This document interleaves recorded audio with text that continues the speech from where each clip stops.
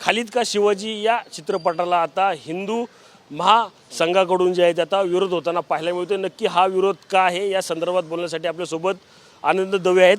काय सांगाल, कशा संदर्भात तुमचा हा विरोध जो आहे तो आपल्याला पाहायला मिळणार आहे आणि का नक्की हा विरोध होणार? ह्या चित्रपटाचा टीजर एक 4 दिवसाआधी सुरू झाला, तो बघण्यात आला आमच्या। बघितल्यानंतर आम्ही निर्माता दिग्दर्शकांना नंबर नव्हते, लेखकाला फोन केला की कोणत्या आधारावर तुम्ही चित्रपटाची मांडणी केली आहे। त्यानंतर त्यांनी फोन उचलणं बंद केलं। आमच्या चित्रपटाच्या नावापासूनच विरोध आहे। खालिद का शिवाजी हा काय प्रकार असतो आम्हाला कळलंच नाही। भले तो खालिद नावाचा मुलगा त्यात दाखवला असेल, पण ही काय हे मिशन जातच नाही मिशन, असं आमचं स्पष्ट म्हणणं आहे। दुसरं, चित्रपटात त्या आजीच्या तोंडावर एक वाक्य दिलेलं आहे। तो मुलगा त्याला विचारतो की अफजलने क्या किया, का मारलं, तर ते म्हणजे काय कुछ तो किया होगा। तुम्हाला माहीत नाही अफजल खान कशासाठी आला होता?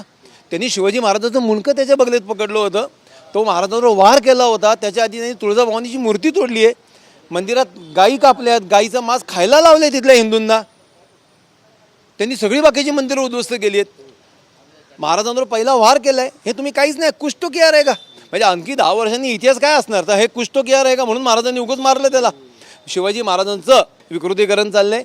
दुसरं, ह्याच्यामध्ये 30% सैनिक म्हणे मुस्लिम होते, कुठनं शोध लावला आम्हाला माहीत नाही।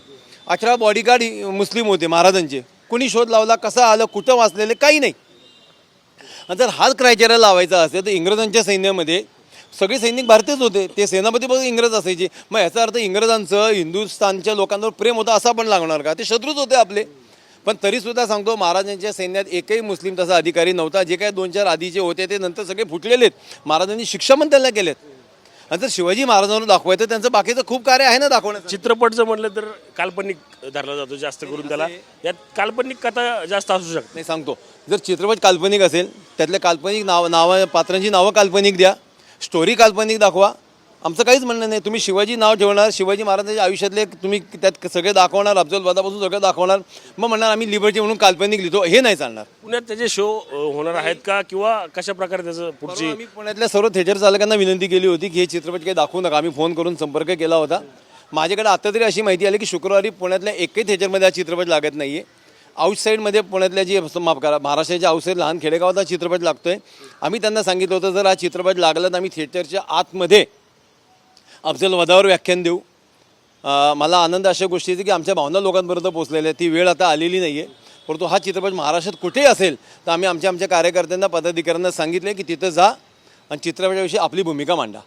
नक्कीच महाराष्ट्रात कुठेही जा, ज्या ठिकाणी जे हे पिक्चर लागलेले आहेत त्या ठिकाणी जात अफजल खानाच्या संदर्भात जे आहे ते व्याख्यान करा। त्यानंतर हा जो विरोध जो आहे तो असाच सुरू राहणार आहे। मात्र आपण आज पाहिलं तर पुण्यात ज्या थिएटरमध्ये हा पिक्चर होणार होता ते पिक्चर आता या ठिकाणी रद्द केलेलं आपल्याला एकूणच पाहायला मिळत आहे।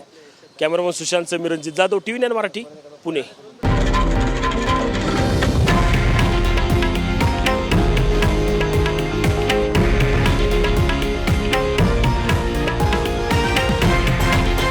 हे आहे देशातील नंबर 1 न्यूज नेटवर्क आणि आपण पाहत आहात TV9 मराठी, एकमेव।